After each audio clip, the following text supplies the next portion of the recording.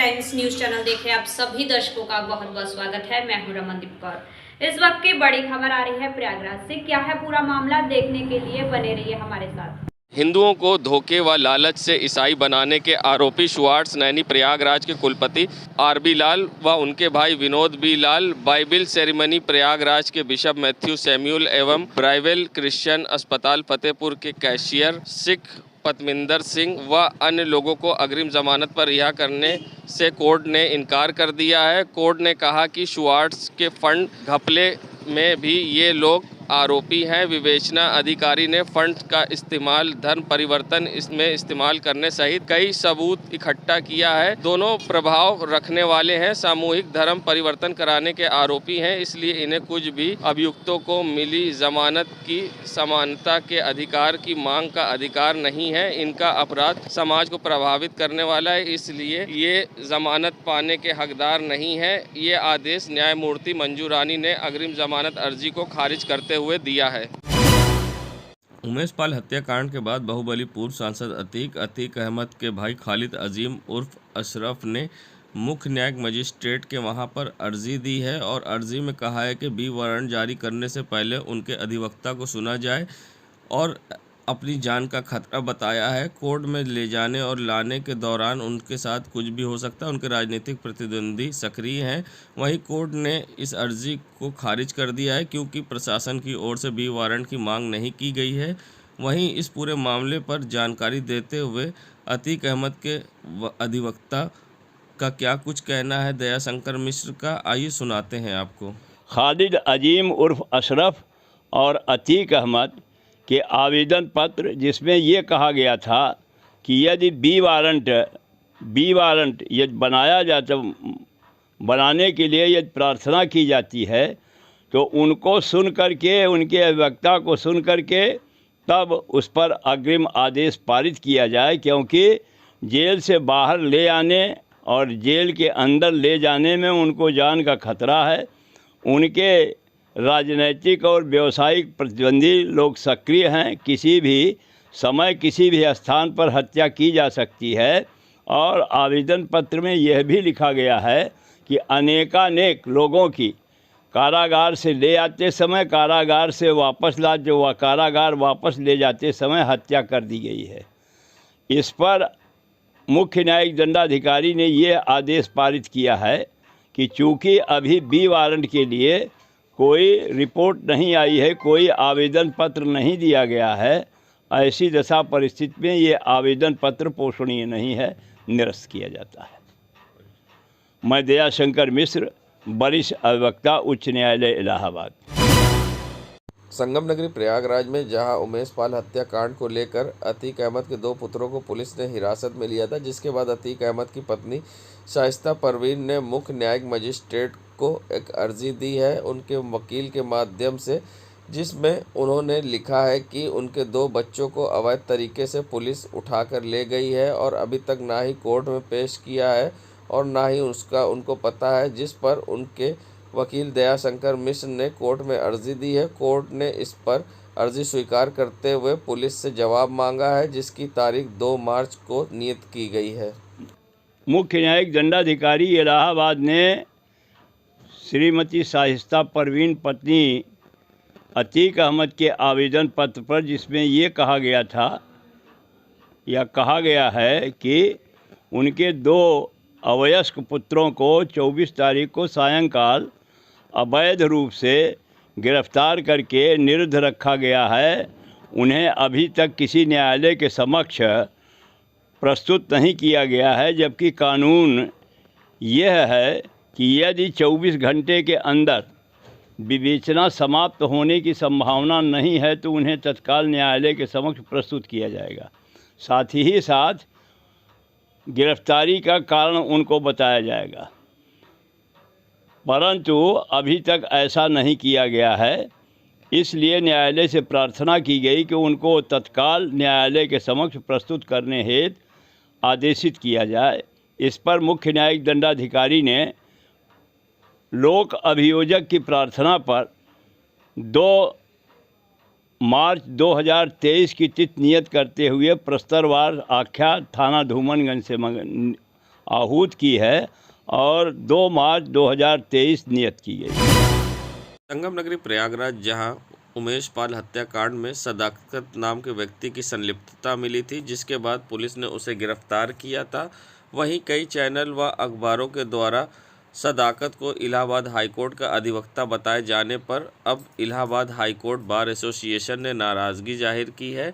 वहीं Allahabad high court bar association के जहां संयुक्त सचिव अमरेंदु सिंह ने एक पत्र जारी करते हुए खंडन किया है कि सदाकत नाम का कोई भी व्यक्ति इलाहाबाद हाईकोर्ट बार एसोसिएशन का सदस्य नहीं है और सदाकत नाम का व्यक्ति कोई हाईकोर्ट में काम नहीं करता है। ऐसे में साथ ही खंडन करते हुए कहा है कि इस तरह का प्रचार प्रसार ना किया जाए। और क्या कुछ कहा है, आइए सुनाते हैं आपको।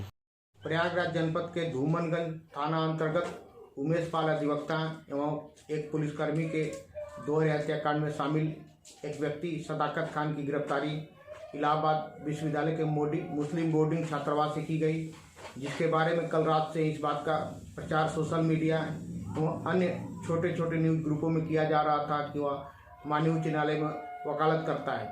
आज कार्यालय खुलने पे जब इस सत्यता की जानकारी प्राप्त की गई तो पता चला कि सदाकत खान नाम का कोई भी व्यक्ति माननीय उच्च न्यायालय में पंजीकृत नहीं है, न ही उसने वहाँ पे आवेदन किया है। कहीं न कहीं इस प्रकार की सूचनाएं आज पुनः समाचार पत्रों में प्रमुखता से प्रकाशित की गई। इससे अधिवक्ताओं की छवि धूमिल होती है। मैं निवेदन करता हूं और खंडन भी करता हूं इस बात की कि इस प्रकार की सूचनाएं न प्रकाशित किया जाए। बिना सत्य की जांच प्रकाशित करने से अधिवक्ताओं की छवि धूमिल होती है, माननीय उच्च न्यायालय की छवि धूमिल होती है। निवेदन करता हूं कि इस प्रकार की सूचनाओं पर अंकुश लगाया जाए और लोग प्रचारित न करें। अमरेंदु सिंह, संयुक्त सचिव press, high court bar association, Allahabad. शुक्रवार को जहां उमेश पाल की हत्या कर दी गई थी, जिसके बाद से लोगों में आक्रोश है, तो वहीं मंगलवार को वकीलों ने इसको लेकर विरोध प्रदर्शन किया था और ACM 2 को ज्ञापन भी सौंपा था और कई मांगे भी की थी और 24 घंटे का अल्टीमेटम दिया था कि मुख्य अभियुक्त गिरफ्तार नहीं हुआ तो प्रदर्शन और चक्का जाम करेंगे। तो उसी कड़ी में आज बुधवार को वकील कचहरी परिसर के बाहर सड़कों पर उतर आए हैं और वकीलों ने चक्का जाम कर दिया है और उनका कहना है कि जब तक मुख्य अभियुक्त नहीं पकड़ा जाएगा उनका विरोध प्रदर्शन जारी रहेगा। अधिवक्ताओं को सुरक्षा के लिए उन्होंने मांग करते हुए क्या कुछ कहा, आइए सुनाते हैं। हमारे एक अधिवक्ता साथी उमेश पाल, जो बहुत ही कर्तव्यनिष्ठ और सुचारू रूप से वकालत कर रहे अधिवक्ता थे, दिन दहाड़े उनकी नृशंस हत्या की गई। उसके विरोध में और अभी तक पुलिस ने कोई कार्रवाई नहीं की, इसलिए हम लोग ये चक्का जाम किए हैं और आम सभा अपने हाल में न करके यहाँ सड़क पे करने में बाध्य हुए हैं। यहाँ का प्रशासन कोई भी कार्रवाई नहीं कर रहा है, केवल खाना पूर्ति कर रहा है, जिसके कारण हम लोगों को सड़क पर उतरना पड़ा है। चक्का जाम भी हुआ है और अपनी बात प्रशासन और शासन के कान में पहुंचाने के लिए हम लोग ये कार्रवाई करने को बाध्य हुए हैं। पुलिस ने एक को गिराया है, लेकिन वहाँ पे मौके पर कम से कम 10 लोग थे जो खुलेआम बम चला रहे थे, गोली चला रहे थे, कार्बाइन लूट के ले गए हैं। 2 पुलिस वालों की भी हत्या हुई है और एक हमारे अधिवक्ता भाई की हत्या हुई है। तो हमारा जो मानसिक स्तर है वो पुलिस वालों भाइयों के साथ भी है। पुलिस वाले भाई भी मारे गए हैं, हमारी संवेदना उनके साथ भी है। इसलिए हम लोग सड़क पर उतरे कि जल्दी से जल्दी कार्रवाई करके होली के पहले, जो वार्षिक त्योहार होली है, होली के पहले इस मामले का पटाक्षेप कर दें। मैं राजेंद्र प्रसाद मिश्रा, पूर्व सचिव, जिला अधिवक्ता संघ इलाहाबाद। जो है कि एक अधिवक्ता साथी की हत्या हुई है, जो जघन्य हत्या है, उसमें एक पुलिस साथी की भी हत्या हुई है, जिसके दोनों साथियों के साथ हमारी संवेदना है और शासन प्रशासन की ये ढिलाई की वजह से ऐसा हुआ है। जब एक पुलिस वाले की हत्या हुई है तो पूरा आला उत्तर प्रदेश के पुलिस की आंखें खुली हैं। ये पुलिस वाले की हत्या नहीं हुई तो प्रशासन सोता रहता है। हम अधिवक्ता समस्त साथी जो है इसका घोर विरोध करते हैं, निंदा करते हैं। जल्द से जल्द ये मांग करते हैं कि उत्तर प्रदेश की पुलिस जो भी अपराधी हैं उनको पकड़े, उनको जो है कि उचित सजा मिले। जो Yashwant Singh all India lawyers union मांगती 24 फरवरी को दिन दहाड़े उमेश पाल अधिवक्ता साथी को नृशंस हत्या जो की गई है, उसके विरोध में जिला अधिवक्ता संघ हमारा आज ये आम सभा एसएसपी ऑफिस के चौराहे पर उनके हत्यारों को जल्दी से जल्दी सख्त से सख्त सजा दिलाने के आह्वान पे हम अधिवक्ता समाज आज सड़क पर उतरे हैं और सरकार से, शासन प्रशासन और पुलिस वालों से मांग है कि अधिवक्ता साथी की नृशंस हत्या और एक हमारे पुलिस सिपाही की नृशंस हत्या का जल्द से जल्द त्वरित कार्रवाई करके इनको कानूनी दायरे में लाकर इनको सख्त सजा दिलाने का काम किया जाए। मैं वरुण कुमार सिंह एडवोकेट, पूर्व सही मंत्री, जिला अधिवक्ता संघ प्रयागराज। संगम नगरी प्रयागराज में जहां उमेश पाल हत्याकांड मामले में मुस्लिम हॉस्टल से जहां मुबश्शिर को शनिवार को एसटीएफ ने हिरासत में लिया था, जिसके बाद सदाकत को गोरखपुर से गिरफ्तार किया गया था। ये भी चर्चा थी कि सदाकत अवैध तरीके से मुस्लिम हॉस्टल में रह रहा था। ऐसे में अब मुस्लिम हॉस्टल के अधीक्षक इरफान का बड़ा बयान आया है। उनका कहना था कि मुबश्शिर यहाँ का स्टूडेंट था और सदाकत अवैध तरीके से यहाँ रह रहा था 2 साल से। उसको मना करने के बावजूद और एक बार कमरा भी सील किया गया था, ताला तोड़ के अवैध तरीके से रह रहे थे। यहाँ करीब 60 से 65 बच्चे जो अवैध तरीके से रहे, उनको नोटिस भी जारी किया गया है, मगर फिर भी खाली नहीं करते हैं। ऐसे में उनका क्या कुछ कहना है, आइए सुनाते हैं। सर, ये सदाकत तो 2 साल से अवैध तरीके से रह रहे थे यहाँ पे। उनका लॉ का कोर्स कंप्लीट हो गया था, उनको छोड़ के चले जाना चाहिए था। मना करने के बाद भी इनका कमरा सीज हो गया था और हॉस्टल प्रशासन तथा यूनिवर्सिटी प्रशासन ने मिलकर इसको सीज कराया था। 7 कमरे सीज हुए थे, मगर बाद में भी जबरदस्ती मना करने के बाद भी ये ताला तोड़ के रहते थे। जब आपसे कभी बहस हुई है कि जब आपने कहा आप अवैध तरीके से रह रहे हैं सदाकत, तो क्या कभी आपसे बहस हुई है या किस तरीके से आपने नोटिस आपकी तरफ से दी गई थी? मैं सर हमेशा अक्सर नोटिस निकालता रहता हूँ कि जो भी अवैध छात्र, अभी भी सर नोटिस बोर्ड में नोटिस लगी हुई है कि जो भी अवैध छात्र हॉस्टल तत्काल प्रभाव से छोड़ दें, अन्यथा यूनिवर्सिटी प्रशासन, हॉस्टल प्रशासन की वजह से की तरफ से एक्शन लिया जाएगा।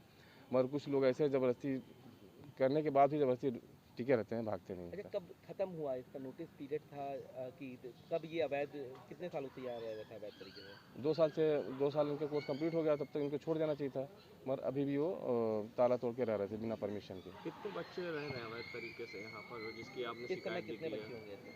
अभी 60-65 बच्चे रह रहे होंगे सर अभी भी जी। तो आपको नहीं लगता आपने कभी रोका और ना रुके हुए? मैं अक्सर रोकता रहता हूँ और अब सबसे ज़्यादा नोटिस मैं ही निकालता हूँ कि अवैध लड़के जो हैं हॉस्टल खाली कर दें। और मैं ही सुप्रिटेंडेंट इलाहाबाद यूनिवर्सिटी में जो डायरेक्ट मैं बायने में एफआईआर करता हूँ सभी लोगों को। बताइए, विश्वविद्यालय प्रशासन और प्रशासन आपकी क्या मदद नहीं करता है? कभी कभी जब इलाहाबाद यूनिवर्सिटी में जब कभी हर हॉस्टल में रेड पड़ती है, तभी लोग हमारे हॉस्टल में भी मदद करते हैं। एक्चुअली क्या है कि हमारा हॉस्टल ट्रस्ट का हॉस्टल है और इलाहाबाद यूनिवर्सिटी से यही हेल्प मिल जाती है कि लोग रेड में हमारी सहायता कर देते हैं।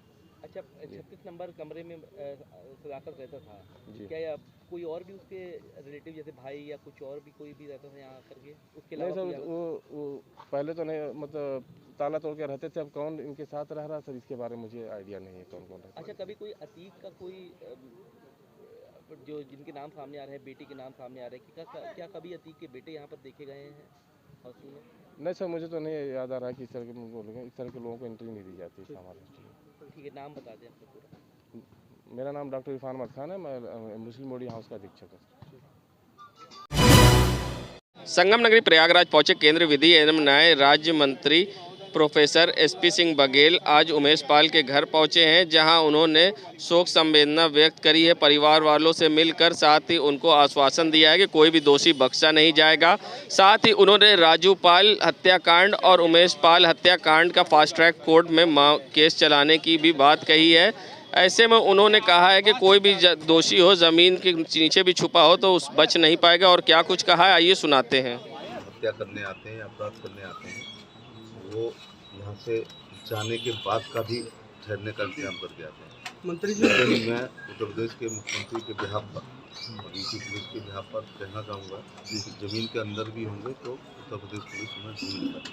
मंत्री जी, न्यायिक प्रक्रिया में देरी तो इस तरह की घटनाओं के लिए जिम्मेदार नहीं है? जिस तरह से 2005 में राजीव पाल की हत्या हुई और अभी तक उसमें न्याय नहीं हो पाया। पेंडेंसी के पचासों कारण है, ये कोई एक कारण नहीं है। हम लोग इतनी देर में बात कर रहे हैं, इतनी देर में डिस्पोज कम हुए होंगे, FIR ज़्यादा होते हैं, कई कारण है उसके लिए। तो क्या इसके लिए लेकिन हम लोग प्रधानमंत्री का करना चाहूँगा, देख ही रहे हैं कि एक लाइव मर्डर है और मुस्लिम दिख रहे हैं, बम फैक्ट्री हुए दिख रहे हैं, कार से आते हुए जा रहे हैं, भागते हुए जा रहे हैं। 2 गनर को भी उन्होंने इंजर्ड किया, जिसमें एक बहुत ज़्यादा की डेथ हो गई है। मैं उनके परिवार के प्रति अपनी संवेदना व्यक्त करना चाहूँगा कि यहाँ की जुडिशरी तय करेगी, वादी निश्चित तौर से आवेदन करेंगे कि उनके मुकदमे को फास्ट ट्रैक कोर्ट में सुना जाए और अपने यहाँ की जुडिशरी इंडिपेंडेंट है और स्वतंत्र निष्पक्ष निर्णय लेना चाहिए। क्या लग रहा है जो कार्रवाई हुई है, इस कार्रवाई और संगम नगरी प्रयागराज, जहां मौसम बदलने के साथ तेज़ी से लोगों में बढ़ रही बुखार, सर्दी, खांसी के साथ साथ जोड़ों में दर्द की समस्या, ऐसे में क्या है इसके लक्षण, किस वजह से हो रही ये समस्या, ऐसे पे क्या कुछ कहना है डॉक्टर फिरोज़ का इस पूरे मामले पर, आइए सुनाते हैं आपको। बदलते मौसम में खास ख्याल रखना चाहिए कि वायरल का प्रकोप बहुत तेज़ी के साथ फैलता है, जिसमें बुखार है, जुकाम है, खांसी बहुत तेज़ी के साथ है। तो लोगों को कोशिश ये करना चाहिए, खांसी अगर है तो मास्क लगा के निकले बाहर, जिससे दूसरे को इन्फेक्ट होने से बचाया जा सकते। और तरल पदार्थों से सेवन ना करना चाहिए, अच्छे से प्रोटीन डाइट लेना चाहिए, साफ़ सुथरा खाना खाना चाहिए, हरी सब्जी वगैरह लेने से, जिससे कि इम्यून सिस्टम को अपना डेवलप करने मजबूत रहे और वायरस से बचा जा सके। देखिए, जो इस तरह का वायरस है उसमें आप ये नहीं कह सकते कि चिकनगुनिया है। चिकनगुनिया तो टेस्ट कराने के बाद ही कंफर्म होगा, बट अगर वायरस का प्रकोप होता है तो कुछ ना कुछ साइड इफ़ेक्ट, जैसे किसी गठिया वाले पेशेंट हैं या डायबिटिक पेशेंट हैं, इस तरह के कोई क्रोनिक पेशेंट हैं, उनको थोड़ा सा गठिया की प्रॉब्लम होती है, जोड़ों में दर्द बना रहता है। देखिए, फैलना तो आप समझ सकते हैं, कभी जब भी कोई वायरल होता है जो एक दूसरे से छींकने से, खांसने से फैलता है, उसी तरह ये भी वायरस है जो कि बचाव के लिए हम सबको सबसे पहले एक चीज़ का खास ख्याल रखें, जिनको अगर खांसी है तो वो किसी भी हालत में मास्क का इस्तेमाल करना चाहिए और मार्केट में निकलने से पहले मास्क हमेशा लेके जाना चाहिए। भीड़ भाड़ से बचना चाहिए और भीड़ भाड़ से दूरी बना के रखना चाहिए। लोगों में भ्रांतियाँ हैं कि मास्क लगाने से जो हम सांस लेते हैं छोड़ते हैं तो उससे नुकसान होता है, क्या कहें? देखिए, मास्क हमने आपको पहले ही बताया कि मास्क उस जगह पे लगाना है जहाँ पे भीड़ भाड़ ज़्यादा एरिया है। ऐसा नहीं कि आप अकेले बैठे हैं तो मास्क लगा के बैठे हैं, तो इससे ऐसी कोई बात नहीं है कि इस तरह की कोई चीज़ें हैं। बट हाँ, भीड़ में हैं, कहीं रेलवे स्टेशन है, कहीं मेला है, कुछ भी ऐसी जगह है जहाँ पे भीड़ लगे आपको, वहाँ पे मास्क का इस्तेमाल।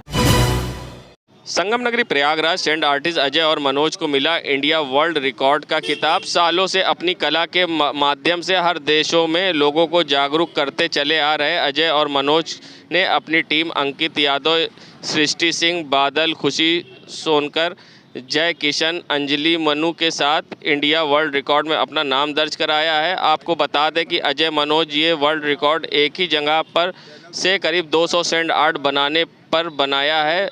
विभाग अध्यक्ष प्रोफेसर अजय जेटली ने उनको सम्मानित किया है और दृश्य कला में और मेहनत करने के लिए उनको प्रोत्साहित किया। ऐसे में क्या कुछ कहना है, आइए सुनाते हैं आपको। हम सबके लिए बड़ी खुशी की बात है कि दृश्य कला विभाग इलाहाबाद विश्वविद्यालय के स्टूडेंट्स, इसमें अजय, अंकित, मनोज और उनके बहुत सारे जो साथीगण हैं, उनको इंडिया वर्ल्ड रिकॉर्ड की तरफ से रिकॉग्नाइज किया गया है सैंड आर्ट के लिए। अजय और उनकी टीम पिछले कई वर्षों से सैंड आर्ट के जरिए जन साधारण में जन जागरूकता का अभियान चला रहे हैं। गंगा, यमुना, सरस्वती के संगम पर यूँ तो सैंड हम हर समय देखते हैं, लेकिन कुछ ऐसे खास मौके होते हैं जहाँ पर उस रेत में कुछ कलात्मक आकृतियाँ अपना रूप ग्रहण करती हैं। और बहुत सारी दुविधाओं के बावजूद, दुश्वारियों के बावजूद अजय और उनकी टीम के सारे सदस्य लगातार इस संरचना में लगे हुए हैं। मैं उन्हें विभाग की तरफ से बधाई देता हूँ। विश्वविद्यालय का उन्होंने नाम रोशन किया है, विभाग का नाम रोशन किया है। जैसा कि मैं बता दूं कि आज बहुत ही खुशी का दिन है, क्योंकि हम लोगों ने हमारे टीम द्वारा इंडिया वर्ल्ड रिकॉर्ड का जो है हम लोगों का नाम दर्ज हो गया है इंडिया बुक रिकॉर्ड में। और मैं आपसे बता दूं कि हमारी टीम ने जो कि करीब अब तक जो सैंड आर्ट हम लोग करते चले आ रहे हैं, ये करीब 150 से 200 के ऊपर हम लोग ने सैंड आर्ट किया है। तो इसमें हम लोग सोशल अवेयर के एक ही जगह पे करीब 150 सैंड आर्ट का हम लोगों ने इंडिया वर्ल्ड बुक रिकॉर्ड में नाम दर्ज कराया है। हमारे मित्र मनोज, सहयोगी अंकित, बादल, सृष्टि, अंजलि, खुशी, जय किशन और प्रिंस ने सहयोग करके ये रिकॉर्ड बनाया है। मेरा नाम अजय कुमार गुप्ता, इलाहाबाद विश्वविद्यालय से, प्रयागराज। नगरी प्रयागराज में जहां उमेश पाल हत्याकांड में नया मोड़ आया है, पुलिस ने उमेश पाल हत्याकांड में मुस्लिम छात्रावास के रहने वाले सदाकत की संलिप्तता बताई है। सदाकत बीजेपी नेता का भाई व नामजद अभियुक्त का करीबी है। सदाकत गाजीपुर पूर्वांचल का रहने वाला है। पहले भी पुलिस ने उमेश पाल हत्याकांड के तार पूर्वांचल के सूत्रों की संख्या शक जाहिर किया था। वहीं पुलिस ने सदाकत को हिरासत में लेकर पूछताछ की अहम जानकारी हासिल की है। अतीक अहमद के बेटे अली व सपा नेता राष्ट्रीय अध्यक्ष अखिलेश यादव व पूर्व सपा नेत्री ऋचा सिंह व उदयभान करवरिया के साथ भी सदाकत की कई फ़ोटो हैं। ऐसे में और भी अहम खुलासे पुलिस करने की बात कही थी। बता दें, सदाकत मुस्लिम हॉस्टल के कमरा नंबर 36 में रहता था और यहीं उमेश पाल हत्याकांड की सारी कॉन्स्पिरेंसी रची गई थी, ऐसा पुलिस का कहना है। और पुलिस के अनुसार सदाकत गाजीपुर का रहने वाला है। संगम नगरी प्रयागराज में इस वक्त की बड़ी खबर है। उमेश पाल हत्याकांड में मुखबिर में ढेर हुए मामले में एक बड़ा खुलासा। मुखबिर में मारे गए अरबाज निकला अतीक अहमद के सबसे करीबी ड्राइवर आफाक का बेटा। उमेश पाल हत्याकांड में अतीक के बेटे मोहम्मद असद की गाड़ी चला रहा था अरबाज। वहीं घटना में इस्तेमाल Creta car Atiq Ahmed gang के सक्रिय सदस्य नफीस अहमद की निकली है। नफीस अहमद प्रयागराज के सिविल लाइंस में इटॉन बिरयानी के नाम से मशहूर है। नफीस अहमद की लाखों रुपए की रोज़ की कमाई है इस बिरयानी हाउस से। बता दें, वहीं ये कार अब खुलदाबाद थाने में खड़ी हुई है और अतीक अहमद के घर के बाहर से लवारिस हाथ में ये कार मिली थी। घटना में इस्तेमाल कार से हूबहू ये कार मिलती हुई है, जिसके शक के आधार पर पुलिस ने इसको उठाकर खुलदाबाद थाने ले गई थी। वहीं लवारिस कार नफीस की बताई जा रही है, जो कि अपने भाई की पत्नी रुखसाना को बेची थी और हूबहू ये घटना में इस्तेमाल कार से मिलती थी, जिसके आधार पर पुलिस ले गई। देश दुनिया की खबरों के लिए world media times news channel को सब्सक्राइब करें।